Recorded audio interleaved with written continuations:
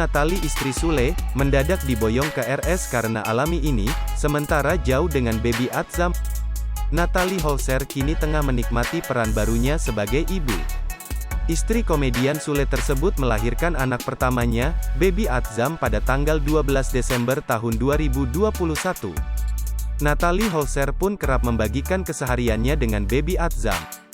Namun baru-baru ini ibu sambung Rizky Febian itu harus rela berjauhan sementara dengan sang anak. Pasalnya secara mendadak, Natalie Holzer harus dilarikan ke rumah sakit. Sule mengaku Natalie sakit mengalami demam hingga kekurangan cairan.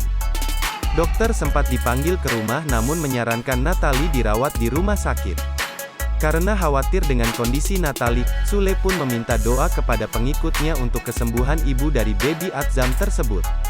Kabar kurang baik itu diungkapkan Sule dalam video terbaru di kanal YouTube-nya, Jumat tanggal 4 Februari tahun 2022. Saat menyampaikan kabar Natalie sakit, Sule membocorkan waktu dirinya harus terbangun subuh-subuh.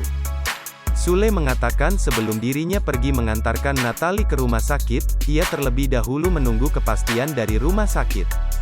Ia harus menunggu mengonfirmasi untuk tempat rawat Natalie, lantaran ruangan di rumah sakit penuh.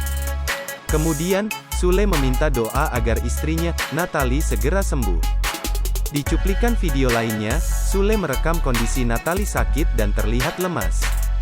Saat tiba di rumah sakit, Natalie harus diangkut dibantu menggunakan kursi roda menuju ruangan rawat inap. Belum sempat tidur di kasur perawatan, Natalie meminta ke kamar mandi. Sementara itu Sule menjelaskan kondisi Natalie yang kekurangan cairan. Menurutnya, sang istri jarang minum sehingga dehidrasi. Bahkan Sule mengaku ia melihat kulit sang istri yang sudah pucat dan kering.